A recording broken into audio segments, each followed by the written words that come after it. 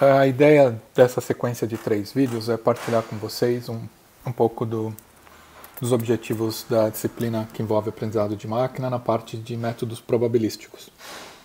Então escolhi como tema desse desenvolvimento e dessa ideia a questão de um modelo epidemiológico chamado modelo CIR, que foi inicialmente apresentado em 1927, obviamente para a modelagem da questão epidemiológica. Como o assunto está em pauta, e uma parte importante do nosso curso é a questão de tomada de decisão, que é a questão que permeia os debates mais acalorados em termos de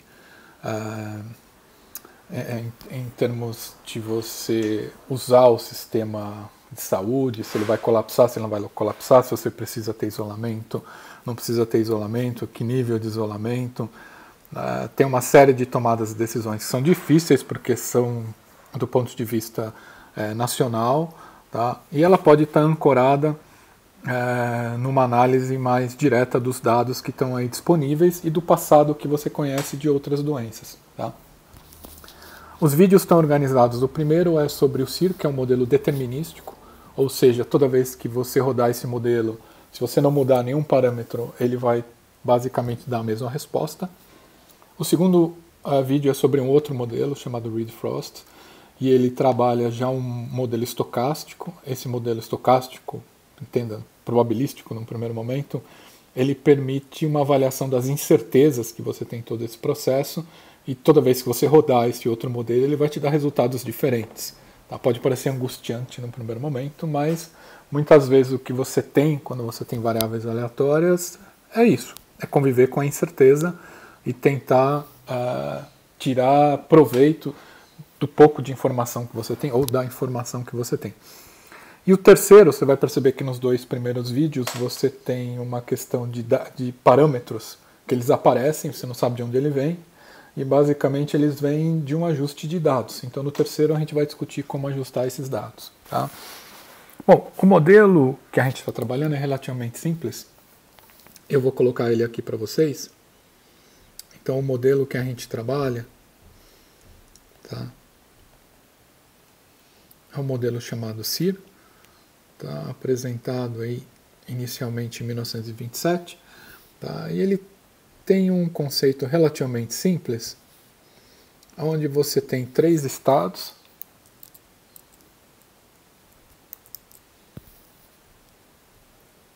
tá? Esses 3 estados eles vão representar 3 grupos de indivíduos, onde você vai ter um grupo de indivíduos que a gente vai chamar de S, um segundo de I e um terceiro de R. Os nomes são relativamente diretos. O S é um indivíduo que é suscetível. Tá? O I é um indivíduo que está infectado. Tá? E o R é um indivíduo que foi recuperado,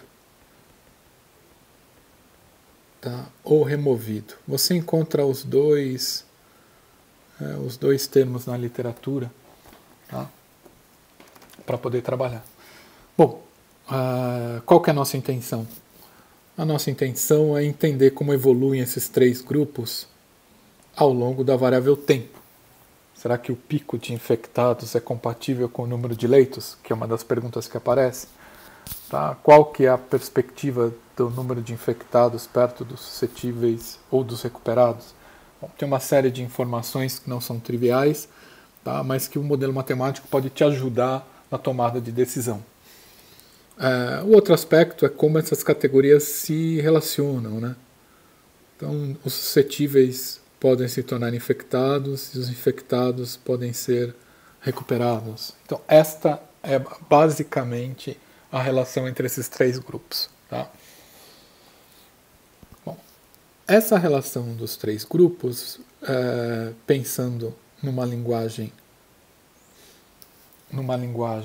temporal, eu vou precisar encontrar agora um formato para verificar como essas variáveis elas podem se relacionar, para que eu possa determinar a evolução principalmente dos infectados ao longo do tempo. Os grupos extremados, os suscetíveis e removidos, estão numa situação, não digo confortável, mas numa situação que não usa o sistema de saúde, por exemplo, diretamente, tá? Ou pela mesma causa. Bom, qual que é o próximo passo? O próximo passo é a gente trabalhar com a modelagem matemática. Então, qual que vai ser a nossa proposta? Eu vou basicamente analisar a taxa de variação dos suscetíveis em função do tempo. Tá? Eu vou analisar a taxa de variação dos infectados em relação ao tempo. E vou analisar a taxa de variação dos removidos em relação ao tempo. O que vai me dar 3 equações diferenciais relativamente simples. Tá? A primeira equação diferencial, a gente vai admitir que a variação do grupo de suscetíveis, obviamente, depende dele mesmo, tá? E depende do crescimento do número de infectados. Então aqui aparece uma não linearidade, tá? E eu vou ponderar ela através de uma constante beta, tá? E obviamente ela é negativa. Por que negativa? Porque a taxa de variação sempre vai ser negativa. Você vai perdendo pessoas suscetíveis para o grupo de infectados. Tá? Bom, o grupo de infectados vai receber, vamos entender assim de uma forma mais direta, esse conjunto de indivíduos, tá, como infectados, mas ao mesmo tempo uma parte deles é removida ou é recuperada e aparece na última equação, tá, que vai dar esse segundo fluxo que corresponde ao nosso diagrama lá em cima. Tá? O que você percebe? No modelo aparecem 2 parâmetros. O beta, que a gente pode chamar de taxa efetiva de contato. Efetiva no sentido de que houve a transmissão, ou taxa de infecção. São os termos que você vai... Pelo menos foi os que mais comumente eu encontrei. Tá? E o R seria a taxa de remoção. Ou recuperação, como a gente tem usado. Tá? Bom, onde estão os desafios? Bom, eu tenho um conjunto de equações diferenciais não lineares que eu posso simular, tá? Mas os desafios estão em estimar quanto será que vale o beta para uma determinada epidemia, como será que varia o R por uma epidemia. Tá? E o outro aspecto é se eles são constantes, como eles estão colocados aqui, ou eu tenho, na verdade, um beta de t e um R de t. Obviamente, nosso objetivo não é esgotar o assunto aqui, nem teria cabimento fazer uma proposta como essa, mas é pelo menos dizer para vocês que o modelo inicial ele pode ser intuitivo, simples, para te dar uma ideia do que está acontecendo, e a partir daí você sofisticar ele de acordo com as necessidades e, obviamente, com as informações que você tem. Tá? Você vai ter disponível um Jupyter, que eu vou mostrar para vocês, um notebook, na qual você consegue fazer a simulação. Tá? Então, essencialmente, nesse Jupyter, a gente tem aqui